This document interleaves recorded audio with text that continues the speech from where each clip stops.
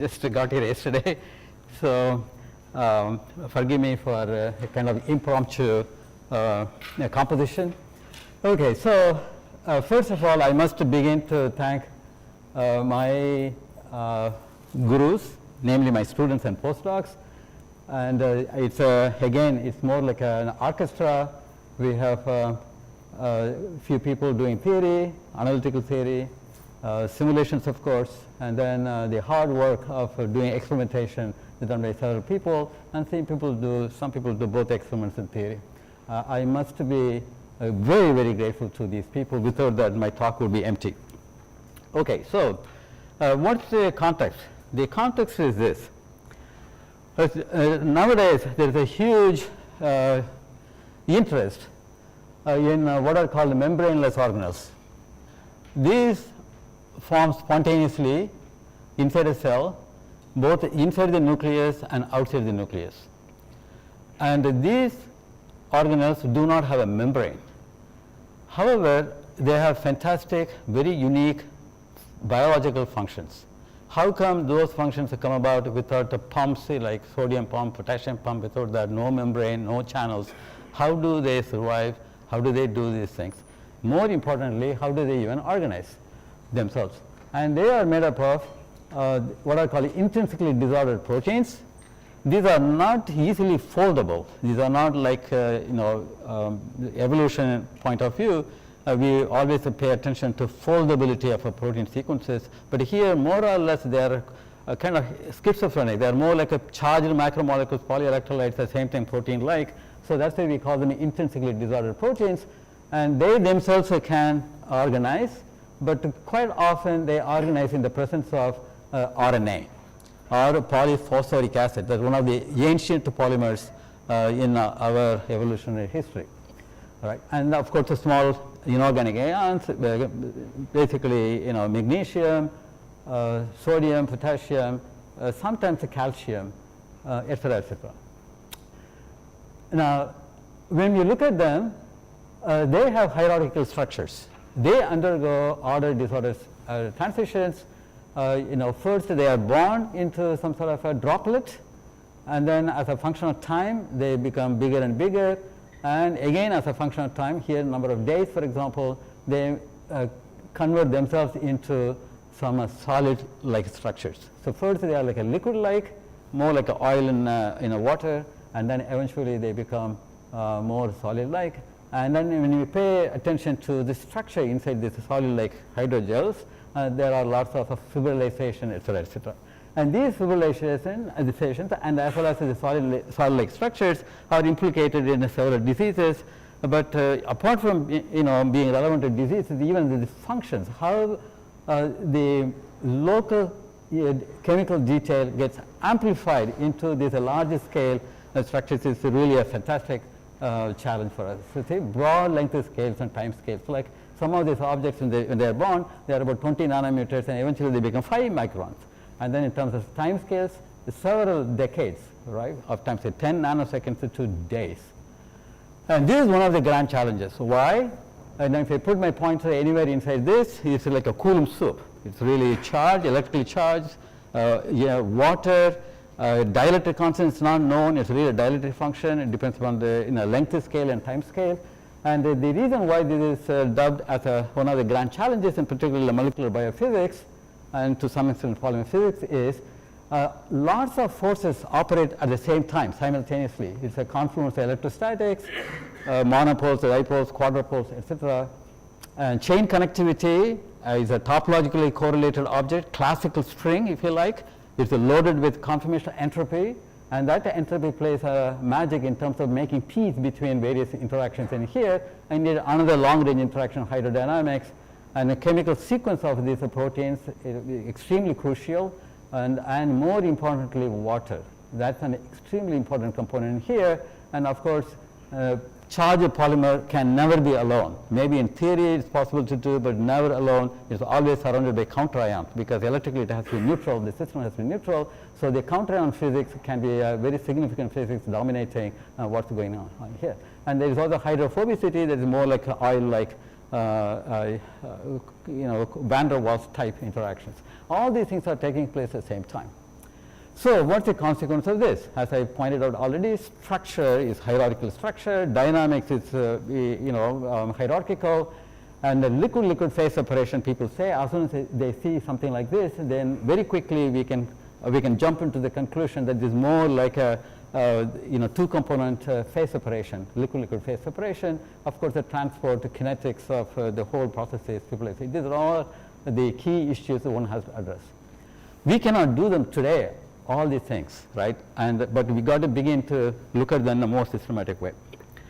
So given that premise, I want to remind myself that if I look at the some aggregate like this is from our simulations, and if I put my pointer here, one of them is an IDP, intrinsically disordered protein, and if you look at the sequence of this, we have lots of things going on. There is a hydrophobic group, more oil-like, and then here is a lysine that's positively charged, and then here is aspartic acid that's negatively charged. We have been biased to look at the electrical forces alone, monopole interactions alone so far, but it turns out that there are other groups, like a neutral, so-called neutral groups, they are not silent, right? If you take neutral groups, here is an asparagine, which has a dipole moment of 4 dBi, and then we have the glutamine, and that has a dipole moment of 5 dBi, and if contrasted that with our matrix of life, water, the dipole moment is 1.8 dBi. So compared to that, these are not insignificant. And we all know the magic world that water has created for all of us, right?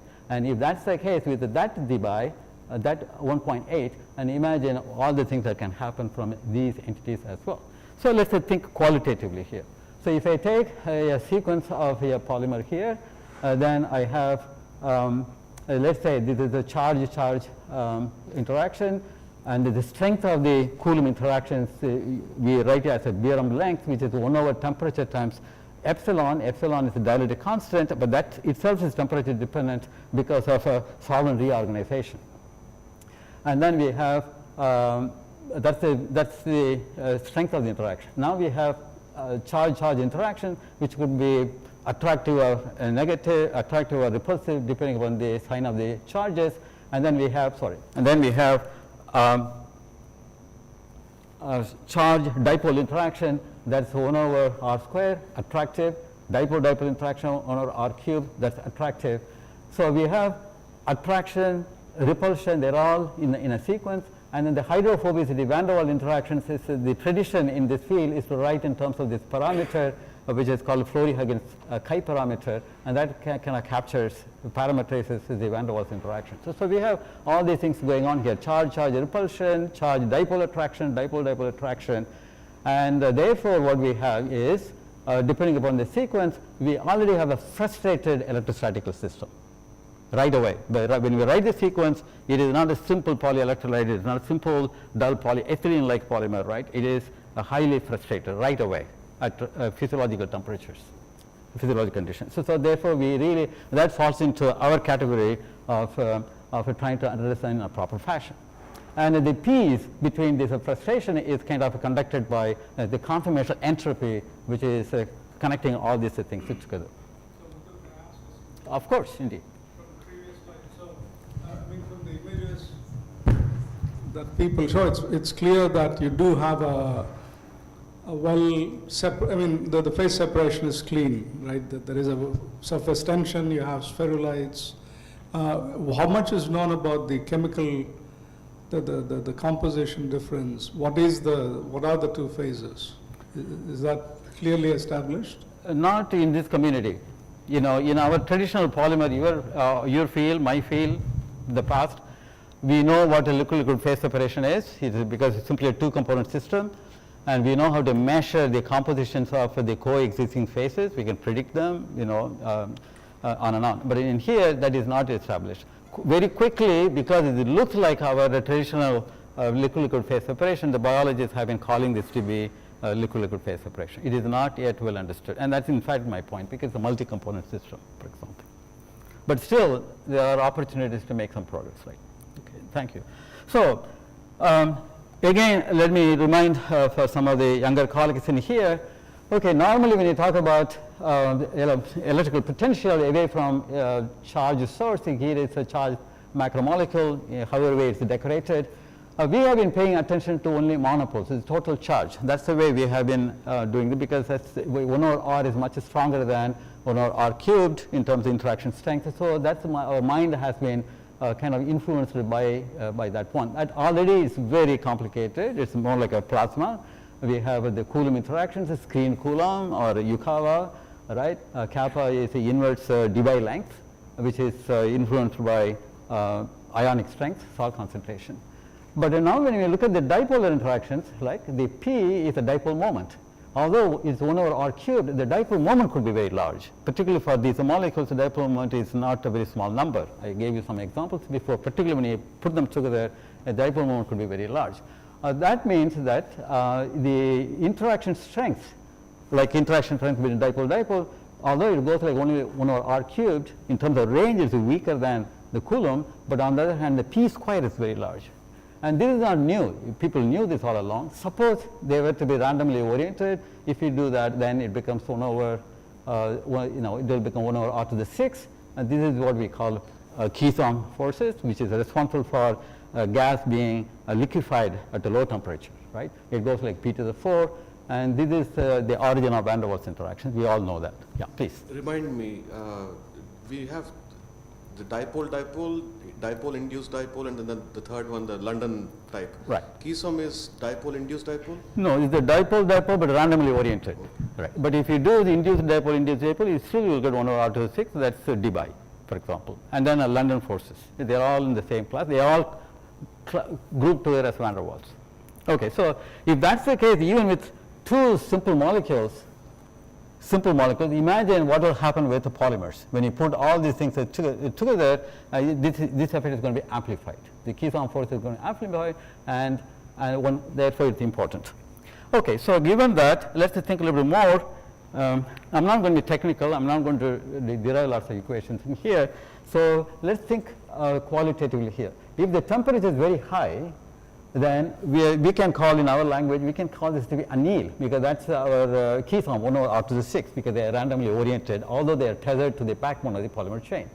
But on the other hand, if you lower the temperature, they are not randomly oriented. Then this belongs to quasi-quench or quench system, where the orientations are kind of more or less fixed. They are not randomly oriented, right? So one has to make a transition from this to this when we do the experiments, to go very carefully look at when I could treat this problem to be annealed, when this problem should be quenched. Well, the technology to do all these things, all these effects is available to us based upon field theory. Write the Edwards-Hamiltonian we call Feynman path integral. You write the sequence in here, put any interaction that we think of. I already gave you expressions for the interactions, put them all in here and work out. We know, we just do the field theory, right? Perturbative theory, variational calculation, self-consistent field theory, vertex corrections, all those things can be done. So I'm not going to do that here, okay? It's doable. Okay, now let's go to the problem. Let me, in the interest of time, let me show one petite result here. Let me consider a collection of, to make this, to illustrate the technique, let me think of a polymer which is made up of only dipoles, right? One monomer carries a dipole, another monomer, next monomer carries a dipole. They are tethered together. There are n number of chains in the system, and capital N is the number of dipoles per chain connected contiguously, and then F is a fraction of dipoles which are going to have the correct orientation for the quenched case. Okay, and then out of all these possible dipoles in the chain and many chains, only a certain fraction of them are going to be participating in the quadrupoles. Let's say Q is a fraction of those dipoles in the quadrupoles. That means by construction, let's assume there are going to be NC crosslinks, physical junctions. They are not permanently crosslinks, physical junctions, which is given in terms of these numbers, the Q, F, and N. There will be two to avoid double counting. Then we can write the free energy. Yes, the combinatories of how we are going to assemble this aggregated, this network structure, that is this one. That depends on number of crosslinks. And then, of course, the epsilon is the quadrupole energy e to the epsilon times the number of those junctions by kT. Then, I'm not writing an explicit formula, but that can be found in here. So you minimize the free energy with respect to number of crosslinks. and you get a very simple, beautiful formula here. Cross-link density goes like volume fraction of this polymer 1 divided by 32 pi square. 1 by 32 pi square is a small number, and then there is e to the epsilon over kt. So the cross-link density turns out to be small, and that's a clue. That allows us to do some nice analytical calculations. So let's do that. So given this, if there are NC crosslinks in our field, we know how to look for free energy mixing, and then elasticity, because between junctions it acts like an elastic wire, is because it's more like a hydrogel, and all the interactions in the system, monopole, monopole, monopole, dipole, all those interactions depending on the sequence, and based upon this we can calculate the distribution function for the number of aggregates with m number of polymer chains in that aggregate. So depending upon the polymer protein concentration, salt concentration, and temperature, one can easily predict the size of these aggregates, and also the most probable size of an aggregate under certain conditions, how many number of chains there are going to be. All those things that can be easily calculated. Again, the details are in here. So as a consequence of this, using a StatMech, and in the dilute limit, we have isolated chains, and they can associate, dissociate, they can collapse. When we add salt, the dipole-dipole interaction will be screened, it will open up, and then they begin to make aggregates after certain critical aggregation concentration, and that depends upon whether temperature is a variable or pH is a variable, salt concentration is a variable. Depending on which is the experimental handle, we can predict the sizes of them. And then we increase the concentration of this, polymer protein concentration of this, eventually we get to the percolation line and then a gel, and this is a tricritical point in here, gelation line comes and hits with this one, and that's a critical temperature, and the fluctuations are not easy here because the fluctuations involve not like a usual liquid-liquid, but there is also what we call microphase separation in this particular mesomorphic state, and then the critical exponents are not icing-like. There are new exponents that are coming about, and when you go to temperature below this, you have liquid-liquid phase separation. The two phases are coexisting, Shrikant. Two phases are coexisting, but each phase is not the usual isotopic case, but then inside this you have microphase separation. Okay. And then when you go below a tricritical point, we have a liquid-gel phase separation. Gel is coexisting with the liquid, and then that liquid is not a simple liquid, it's a structured liquid with a hierarchy of structures. Okay, given this, now I like to go to the dynamics part, because that's the title of my presentation, today's presentation. And that let's think about this. Before I talk about dynamics, just for the benefit of younger colleagues, let me summarize what we know in polymer physics developed over 7 decades. In a dilute solution, you put a polymer chain with the monomer length is, let's say, this little L. Capital N is the number of monomers in this chain. It has, we heard very nice trajectories of random walking objects. Here is a trajectory of an electron in time, which is mapped into a conformation of a polymer chain, and this is the end-to-end distance vector. But this chain is embedded in a hydrodynamic liquid with viscosity eta naught. This monomer is connected with, correlated with this monomer with the hydrodynamic interaction, and this is connected with that one, this is connected with that one, on and on and on. There is big orchestra is going on, hydrodynamic coupling. And for this particular case, paper and pencil calculations can be done to show the end-to-end distance vector.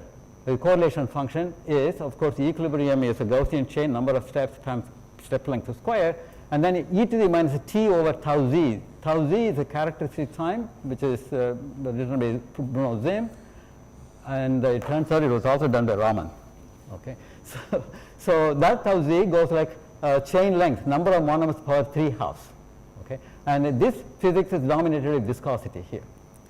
If you increase the protein concentration or polymer concentration, the chains would interpenetrate. When they interpenetrate, the hydrodynamic interaction is screened, just like a Coulomb interaction is screened into a Yukawa potential. Similar to that, here hydrodynamic interaction is screened by interpenetration.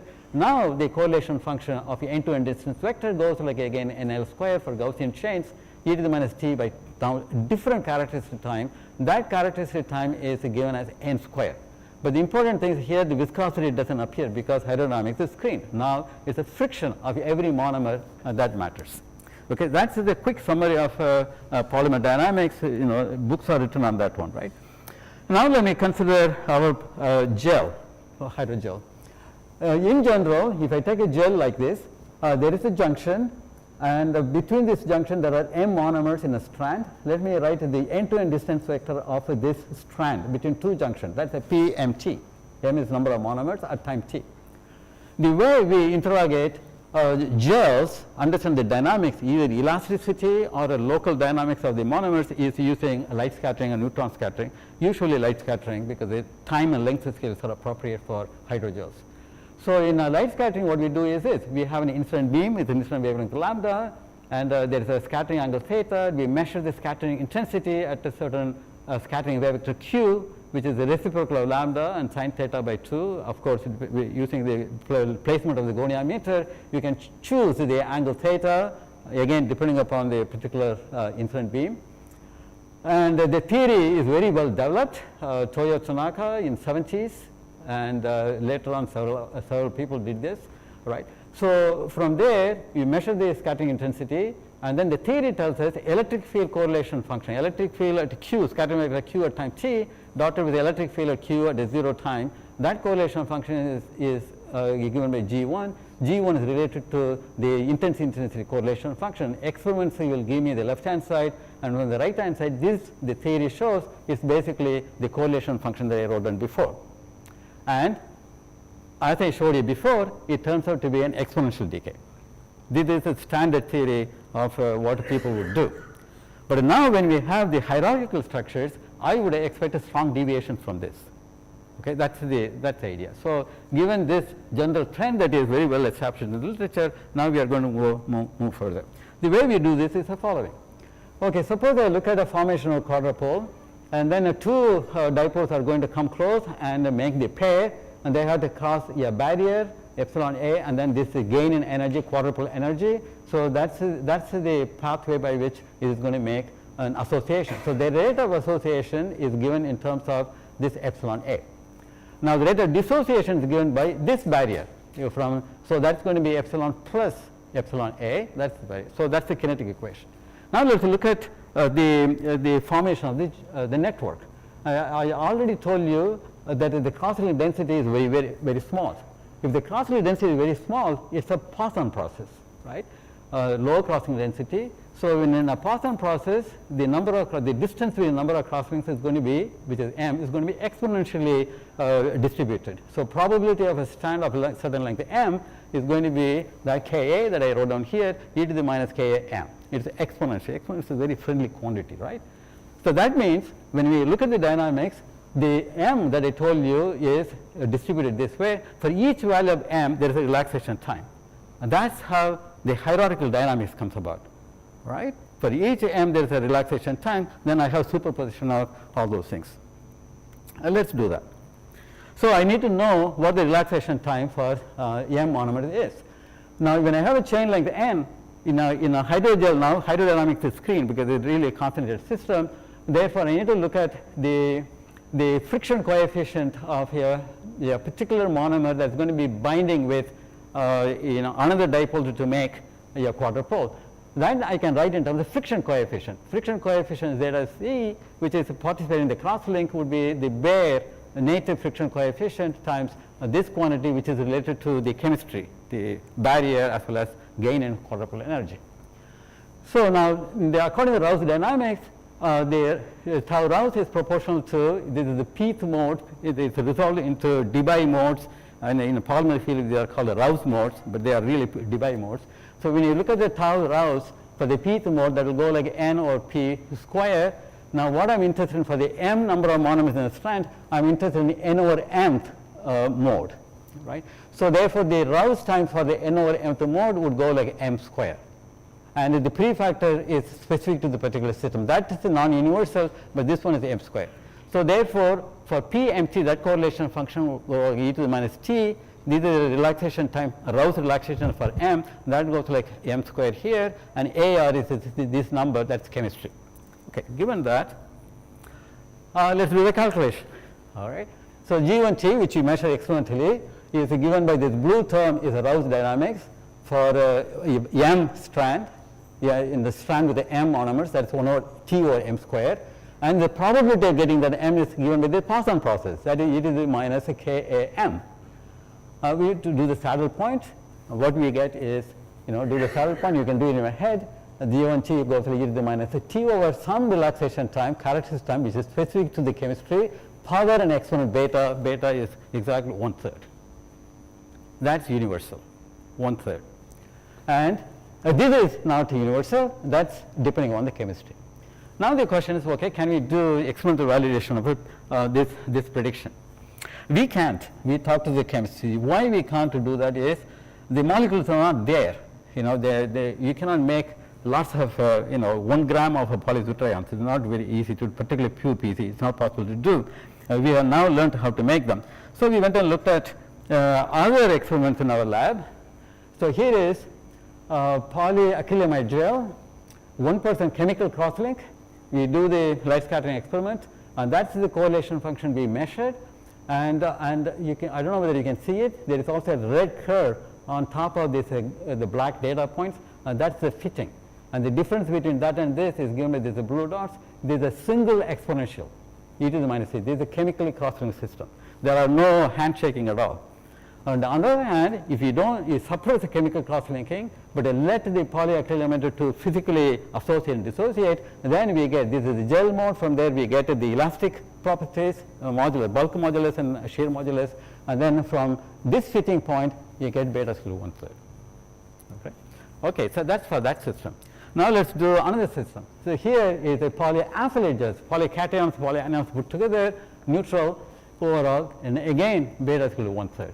Another example, hydrophobic group. This is, we took a lysozyme, denatured lysozyme, and it's able to fibrilize, and then those fibrillized regions could participate in hydrophobic physical crosslink, and again beta skew 1/3. So let's try to put them all together, right?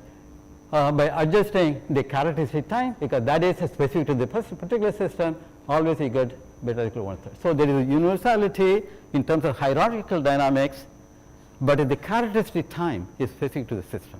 So this gives us an ability to tune the clock, tune what kind of time scale where this particular object would express itself in terms of functionalities.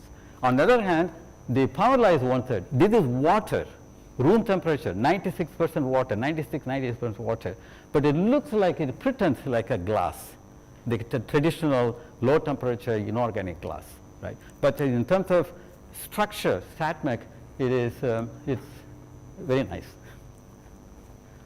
Okay, so with that, I think I have enough time to conclude. Universal is the universal hierarchical dynamics associated with hierarchical structures in a diverse condensate systems. Almost all, as far as we know, we have tried another 10 systems, they all show beta equal 1/3. Okay? Diverse systems, we have the universality. This recipe, this theory allows us to easily detect physical gels from chemical gels. You do one experiment, light scattering, put it in, light scattering experiment, you figure beta equal 1/3, then it's a physical gel. If it's a chemical gel, no. And also, quantitatively we can determine physical crosslink density, which is not known so far. We can do that. More importantly, we can tune the dynamics of hierarchy in a desired way, in terms of defining how, and also understand what's going on. With that, I'd like to thank you for your attention.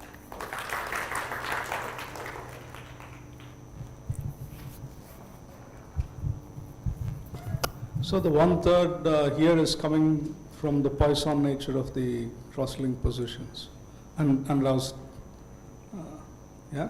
Yeah. Okay. Now in terms of what we were discussing. So for, in general, in view of all the beautiful talks we heard, you want to dissect the process into parts and allow them to express those parts. If you do that, you get the hierarchical structure. And when you separate them, you can separate them in so many ways, but Poisson is usually nature's choice. Okay. Sorry.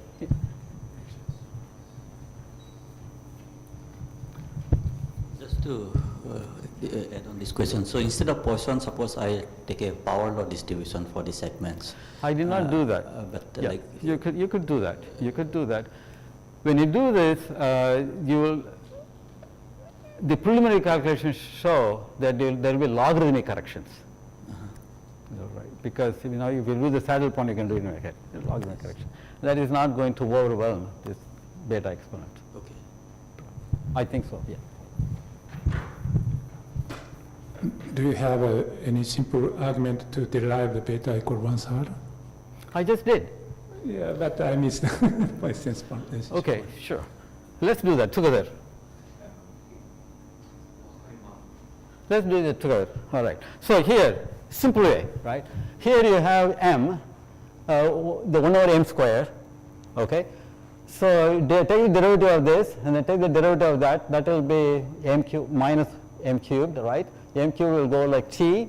So m will go like a t to the 1/3. You put m square, t to the 2/3, t over t to the t to the 1/3, and m is t to the 1/3, t to the 1/3. Saddle point, just, or count the powers. I cheat, right? So what I do is, here, like this, I bring this here, m cubed goes like t, so m is t to the 1/3. Sorry.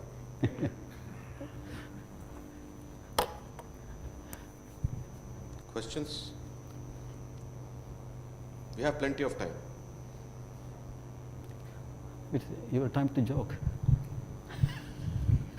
I have a joke. Now I understand why people think I'm a theorist. Yeah, go ahead. Yeah, so in terms of how this might apply to other cases where you have, there's a particular combination of Rouse dynamics with a particular form of polydispersity, right? So even if we go with Poisson being typical somehow, the Rouse dynamics will not be, right? So, but could there be some robustness to this result? All right, so look, let's take Satyan's problem, right? Rouse goes like what? The time, relaxation time goes like m square. Einstein's theorem tells us relaxation time, Einstein's theorem tells us relaxation time goes like length square, right? That's how n square comes in. Any phenomenon, natural phenomenon, which would obey Einsteinian dynamics, Einsteinian behavior, would give me what I call Rouse in this system. That's the generality. And then any Poisson process in conjunction with that one will be this. But in some cases you might have some conservation laws where modern V type of dynamics comes in. That's absolutely right. That's absolutely right. Yeah. Then it would be of a different hierarchical structure. That's what we see in spin glasses, for example. So Muthu, is this independent of whether you are like a physically associated system? I mean, you can be above or below the percolation threshold. Exactly. So does it matter? No, it doesn't matter. So you're saying it's universal? It's universal. Either in the aggregated structure, inside the aggregate microphase separate aggregated structure, then as long as they are physically dancing around, making and breaking, this is true, and inside the gel it's true. So if you do a rheology experiment, a plateau will be just separation of Absolutely right. That's what we are doing right now. Good. Any other questions? Where do you get Rouse dynamics is get over cheap dynamics? Cheap dynamics maybe If I do Zim dynamics, right, we can do the same calculation here. It will be, instead of 1/3, it will be something like 0.34, 0.36, I guess. So you mean the deviation is Very small, very small. There is an experiment that is being conducted in collaboration with the neutron scattering people, because there the concentration doesn't have to be large. We can interrogate even within one intrinsically disordered protein. And then it's hydrodynamically loaded. Then we are looking at the incoherent structure factor, coherent structure factor, we are going to. There, the exponent would not be 1/3 precisely, it will be a little bit higher. Yeah, but it will be much less than half. right? If you do incoherent neutron scattering, for Rouse dynamics it will be exponent should be something like half, and for ZIM it will be 2/3. This is way below because of the hierarchy.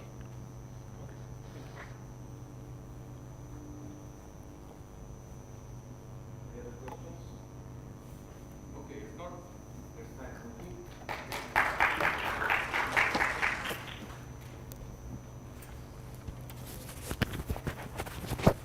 Thank you.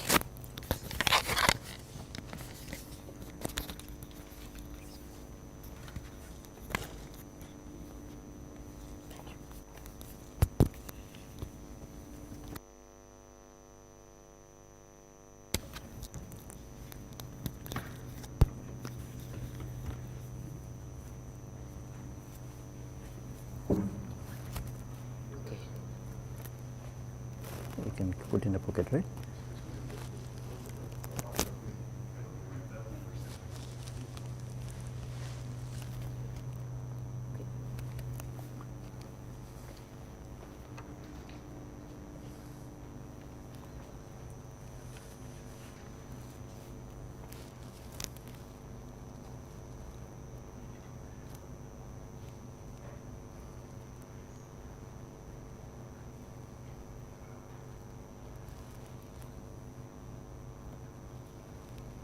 Okay, let's start with Ravi so that we can finish my experiments for us.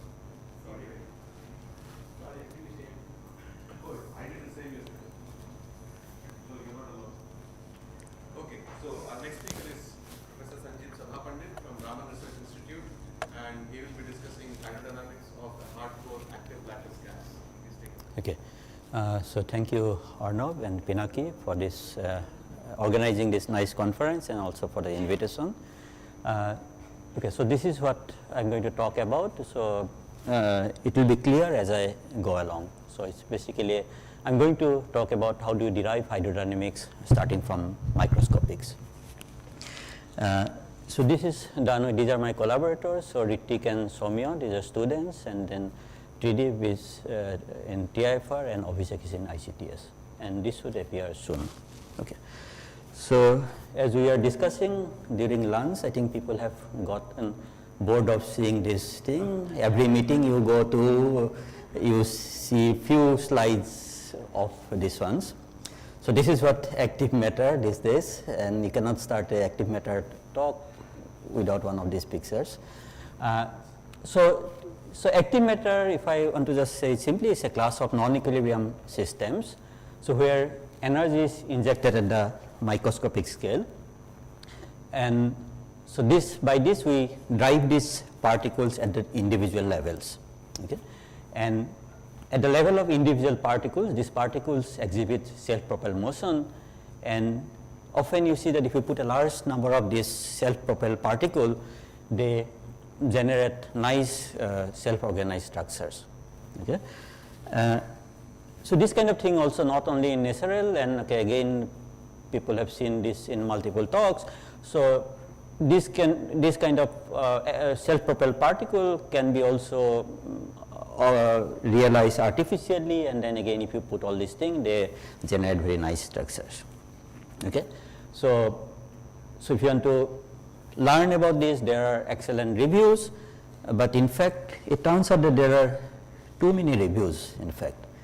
So it says how the field is in fact growing, and so if you look at there, so apparently there are more than 600 reviews, and all this disk, the size of the disk basically represent number of reviews, fraction of reviews in that field, and there is in fact a meta review which reviews all these reviews, because there are so many reviews that you cannot keep track of these reviews. Okay. I think we should. Yes. I think we should now name it hyperactive. Yes. So it, okay, it's one sense, okay, there are, in one way you can say that there are too many people in the field, or also it's a field, basically it has gained lot of interest among a large section of community. Whatever people have been doing, they are just putting activity, and then that has creates another this thing. Okay. So now, but if you want to understand active matter, collective properties of active matter. Usually there are two routes. So one is you start with, you write down some hydrodynamic equations, and these are usually phenomenological equation. You basically start with, write down this equation based on some symmetry and conservation law, and basically you write down all the terms allowed by this symmetry and conservation laws. Okay, and so this is a top-down approach, and so usually you will have an equation like that. So you have this order parameter fields, and there will be some term which is like a passive term which you can derive from some kind of free energy functional, and there are some other terms which you cannot derive from a free energy functional. And okay, this is a lecture notes. If you are interested, you can look, apart from these previous reviews, this is another one, you can just look at it basically. Like it's a nice lecture note, Deju's lecture note, and it just summarizes it. So the other approach is basically, okay, so you write down simple model, okay, and then you put large number of particles, and then you do simulations, okay. And these models are fairly simple. You write down some local rules, and then, okay, for example, V-shaped model, active Brownian particle, run and tumble particle, and then you put some local interaction, some kind of, depending on what you want to study, and then you do simulation. And so both these approaches turns out to be quite successful in understanding active matter. But usually if you want to, going from here to here is very hard, okay. Either you come from here or you do there, but starting with a microscopic model and deriving hydrodynamics systematically, it's a very challenging task, okay. And so this is what I mean, this bottom-up approach. So basically start with a microscopic model, and then you arrive with the fluctuating hydrodynamic description of these few relevant order parameters in the system, okay. So in this way of deriving, the parameters in the final theory are unambiguously defined, unlike this the hydrodynamics you write down from phenomenological let's say symmetry and conservation laws, okay. But this one, as I say, it's much more challenging, and even like the simple characteristic of this many body phases like motility induced phase transition, where you don't even have this self-aligning interaction about this particle, it's very hard, okay. And there are only a handful of cases where one can do this, okay. So let me just briefly say what is this motility induced phase transition. I mean, people must have seen it in, again, multiple times, but basically if you put these self-propelled particles together, so they spontaneously separate between a high density region and a low density region without even putting any attractive interaction between the particles, okay. So without any attraction, so the system basically find a high density phase and a low density phase, okay. So there are some reviews, you can look at it, okay. So the minimal phenomenological model which describe this kind of motility induced phase transition is, which is called this active model B. So without this mu A, it is a model B, where basically this one chemical potential you can basically write down, derive from a free energy functional, and where free energy functional is something like that, okay. And this active whatever chemical potential, so this is something you cannot derive from free energy, and with this minimal model, actually you can see that if you just evolve this model, you see this separation of phases between the high density and a low density. So phi is like the density parameter, okay.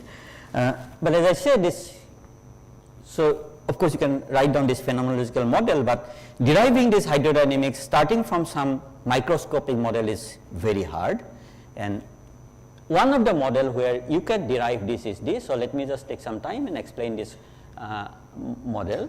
So you consider this on a ring, so it's on a lattice with a periodic boundary condition. Let's first take it for in one dimension, okay. So there are few rules. So one is, okay, so this each particle, it diffuses with a rate d. So what it means that in a small time dt, so this particle is a plus particle, it goes to an empty site with a probability d times dt, capital D times dt. And if there is a and then the whole goes to the other one. So when it particle moves there, the whole goes to the other. And if there are two, and this diffusion is symmetric, for example, this particle also can go to the left side with the same rate, d times delta t. And if there are two adjacent particles, they just exchange their position with the same probability d times delta t. So they exchange their position. Okay, this is part of this diffusive mode. So this is rule number 1. So rule number 2 is, so you have these two kinds of particle, plus and minus. So plus particle hops to the right with a rate lambda by L, and minus particle hops to the left with a rate lambda by L. Okay, so there is exclusion. So a site cannot have more than one particle. Okay, so this is the hardcore exclusion. And then there is this tumbling where a plus particle can switch to minus particle with a rate gamma by L square. So these are these three rules. Okay. So in this one, so you can derive hydrodynamics for this model rigorously. Okay, so I am not going to go into how you derive, but you basically from this side variable which are I, which is like a integer, so you can go to a continuous variable x, okay, and you can similarly rescale your time, okay, and in this hydrodynamics space and time, so it's you can find out the equation of this sort, okay, where this rho is basically the total density and m is like a polarization or magnetization is basically the separation, the difference between these two densities. Okay. Yeah, you can see, because the thing is that see there is this del square, so it's x square here. So x square is of order 1, so this is d. This is where this term comes from. This term is 1 by x, so therefore you need another 1 by L here, so that it cancels.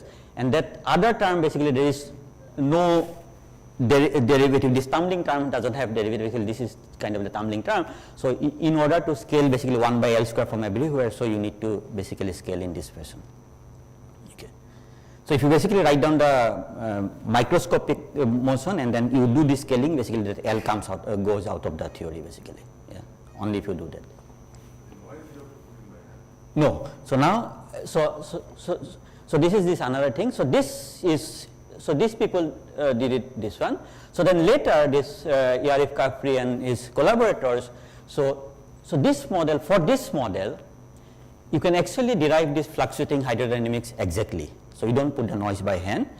And so this is for this very specific model where this diffusion, when there is no particle next to it, or this exchange, it happens at the same rate d. Okay. So for this model, this model can be mapped to this ABC exclusion model, and then if you use this known result for this ABC exclusion model, then you can write down the fluctuating hydrodynamics for this model. Okay. So two remarks now. So to derive this hydrodynamics, you need this exchange dynamics, which is a bit unphysical, because if you are thinking of like modeling this active particle, if the two particles are coming, they cannot just cross each other, right? But although unphysical, it's actually crucial for deriving this hydrodynamics. So without this exchange dynamic, you cannot derive this hydrodynamics for this model. Okay. So therefore, this is a necessary. This exchange dynamics was a necessary for deriving this hydrodynamics. So number 2, this specific mapping to this ABC model relies on this precise parameters that, like, okay, if the diffusion when there is no particle and single particle diffusion, and the exchange, it happens with the same rate d. So if you make it d1 and d2, this mapping breaks down and you cannot derive this hydrodynamics. So it's a very specific model for which you can derive this hydrodynamics. Yeah.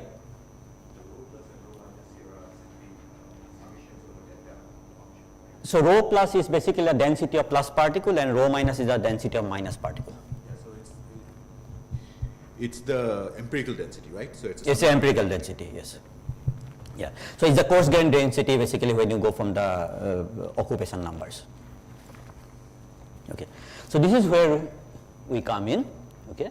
So we propose a lattice model, so that's inspired by this previous model, but without this exchange dynamics, which we call unphysical exchange dynamics, because if you are thinking of these are actually active particles, they cannot actually cross each other, like if you are on the same lane.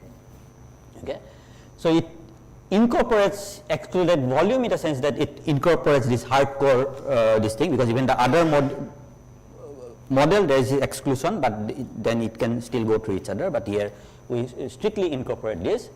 So in that sense, this is dynamics is a closer to a realistic dynamics of active matter, and it's a clean generalizable bottom-up approach. It doesn't rely on any fine-tuning of some parameters in this lattice model basically. So it can actually, for generic lattice gas model, basically you can use that and you can derive this hydrodynamics. Okay, so let me just define this model. So this model is defined in quasi one dimension. Okay, so let me, for simplicity, let me just define it in a two-legged ladder. Okay, so you have this ladder. Okay, so now what are the moves? So you have these two spaces as before. So there is this volume exclusion. Each side can have at most one particle, and okay, so there is some average density rho 0 by which you just choose your initial distance. Okay, so particle number is conserved basically. So now there is a bias diffusion. So if a plus particle, it diffuses to the right with this rate, okay, and diffuses to the left with this rate. So there is this minus sign and there is this plus sign. So it plus particle diffuses to the right with a higher rate than the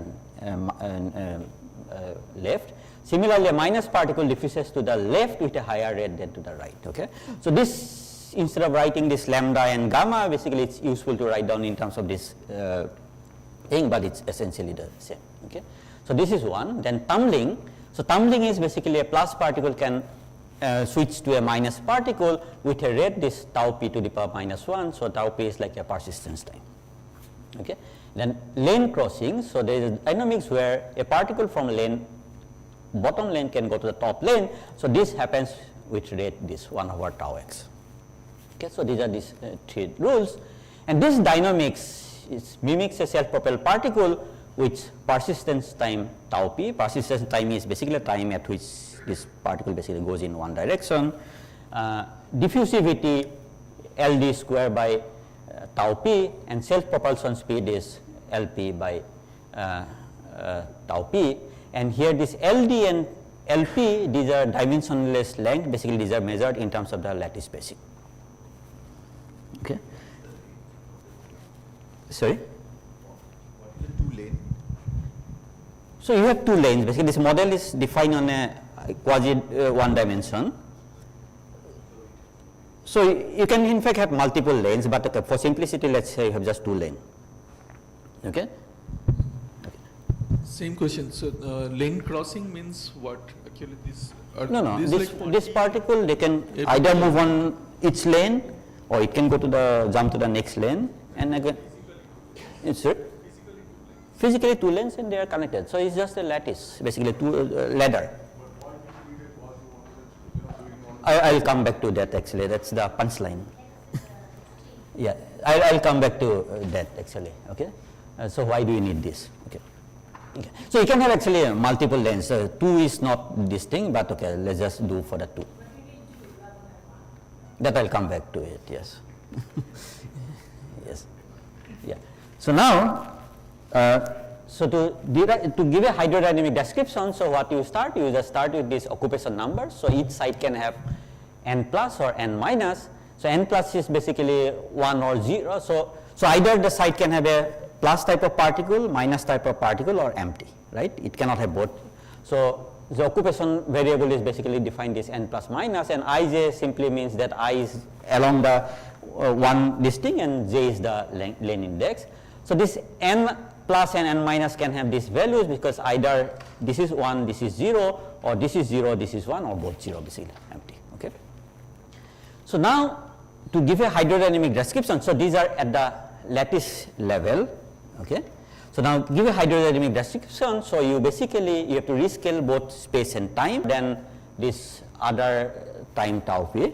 So in this case, what you can show is that the two lanes equilibrate faster. They equilibrate by the time in this hydrodynamic happen this thing. So I'll come back to this coarse grain, but like before that,